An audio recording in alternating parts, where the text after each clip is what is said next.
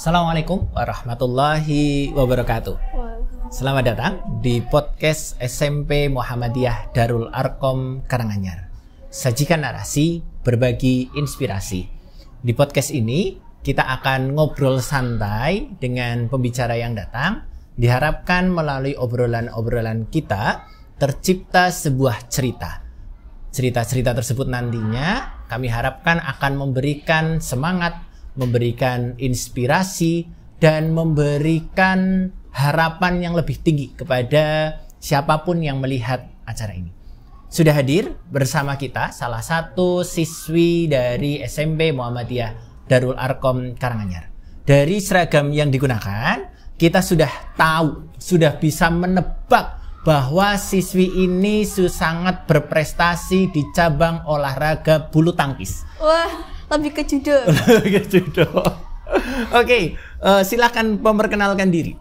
Nama saya Alfia Askadia Putri Hairani dari kelas 8F. Kelas 8F, Alfia. Iya. Alfia dari kelas 8F ya, nggak pakai kuah, 8F, nggak pakai kuah. Alfia ini adalah atau baru saja masih anget nih. Baru saja memenangkan atau mengikuti kejuaraan taekwondo. Ya, bisa disebutkan kejuaraannya, kemudian prestasi yang didapatkan.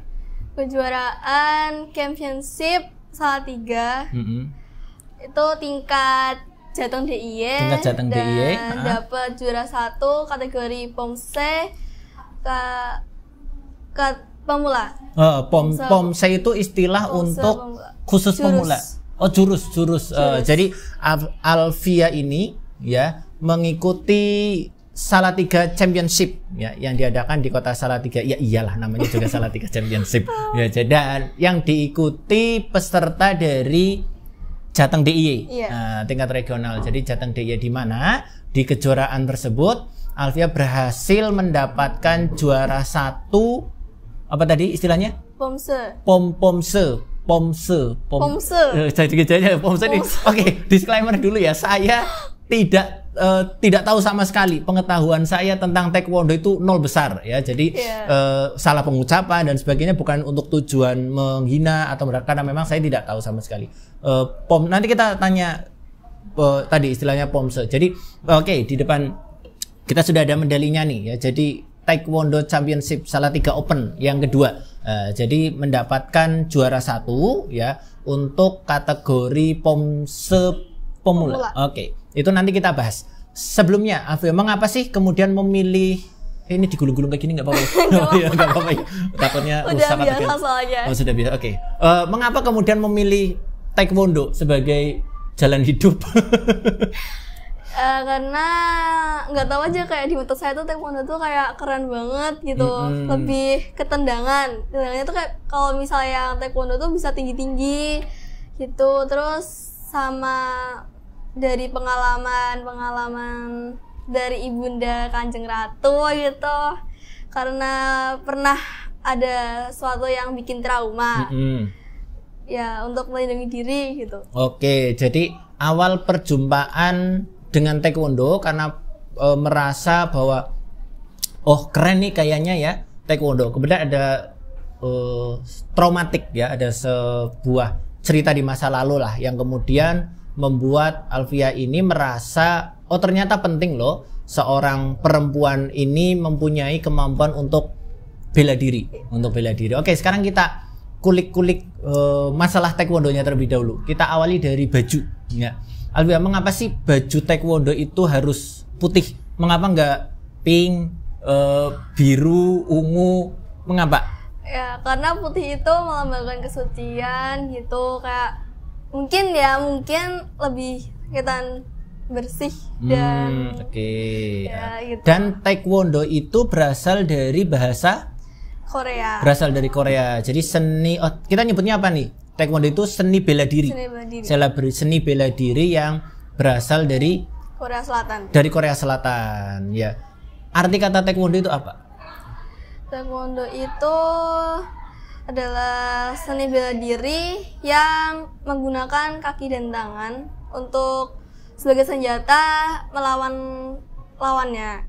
Kayak lebih mengutamakan kecepatan pukulan dan tendangan gitu. Oh iya, jadi ini mungkin akan membedakan berkonsentrasi dalam kecepatannya. Akan membedakan taekwondo dengan seni bela diri yang lain ya. Jadi taekwondo itu konsentrasi pada kekuatan dan kecepatan kaki dan tangan. Kaki dan tangan ya. Jadi nanti membedakan dengan kekuatan atau seni bela diri yang lain. Oke, di taekwondo itu ada berapa tingkatan?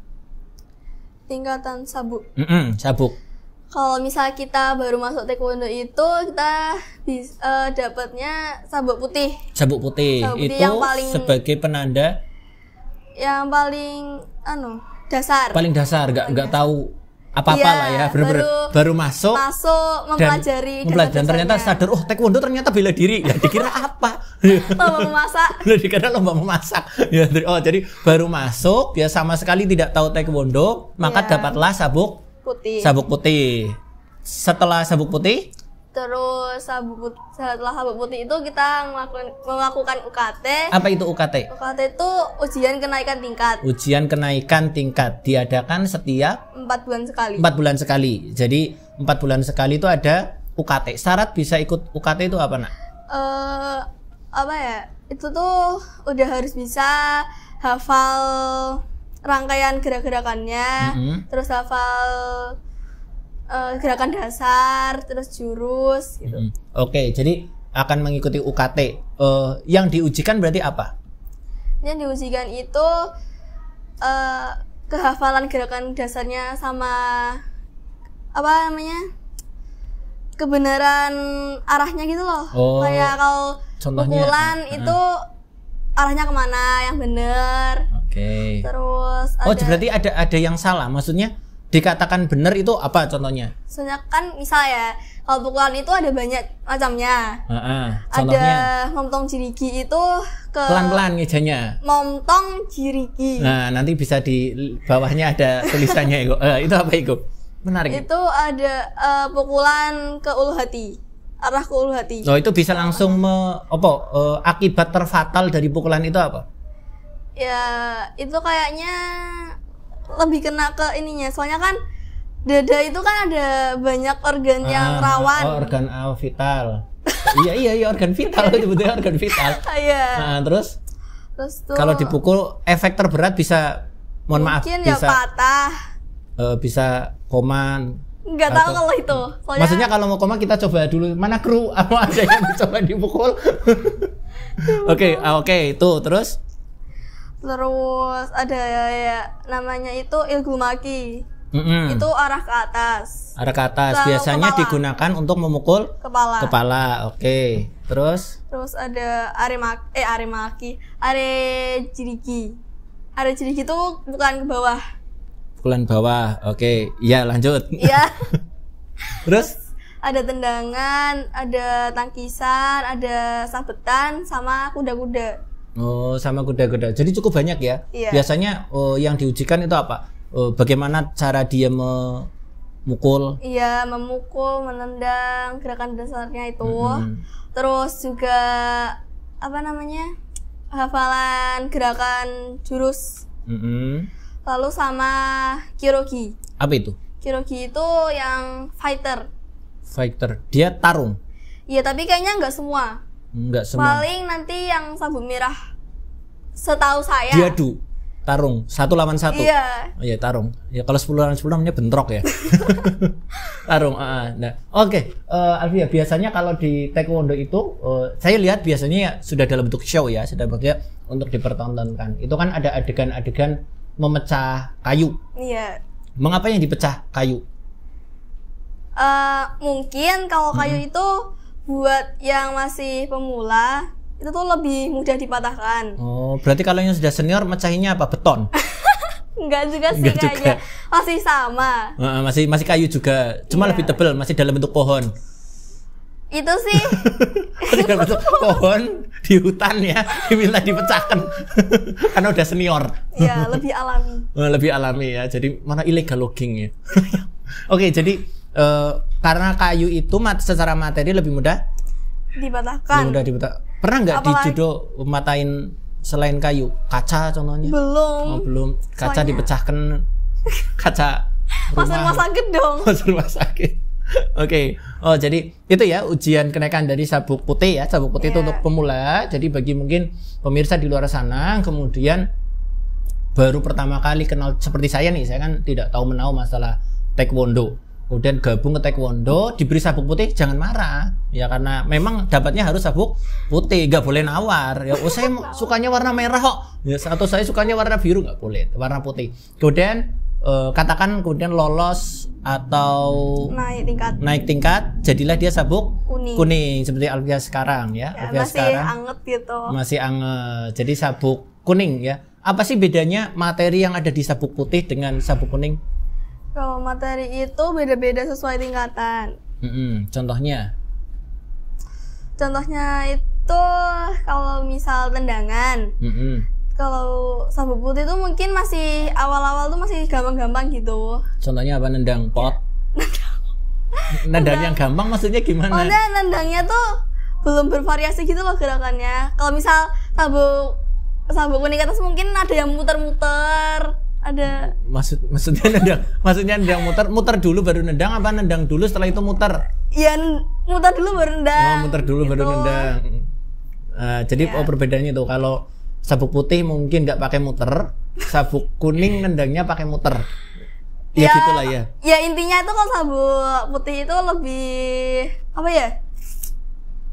Lebih masih mudah lah. Oh, secara zaman masih simple. Oke, setelah sabuk kuning, kemudian ada sabuk kuning strip hijau. Kuning strip hijau. Oke. Kuning strip hijau. Kuningnya dulu dulu baru hijau. Oh, jadi kuningnya di atas, separuh ya, separuh atas, kemudian bawahnya hijau. Bawahnya hijau. Mengapa nggak langsung hijau? Ya karena gitu. Karena gitu dari dulunya ya. Iya. Oke, ada kuning strip hijau. Setelah kuning strip hijau, ada sabuk hijau. Oke. Lah ini tertebak. Jadi tidak langsung sabuk hijau, tapi ada sabuk kuning strip hijau, kemudian sabuk hijau. Setelah sabuk hijau strip biru. Oh, ada hijau strip biru. Nah, jadi setelah hijau strip biru ada biru. Kemudian setelah biru strip merah. Banyak banget ya. Ada biru strip merah, terus merah, terus merah itu ada tingkatannya lagi gitu kayak. Ada tingkatannya. Contohnya? Tetap merah tapi udah tingkatannya tuh. Oh, merah muda, merah marun. Enggak. Apa? Kayak apa ya? Kan udah dapat merah tuh. Nah, udah dapat merah.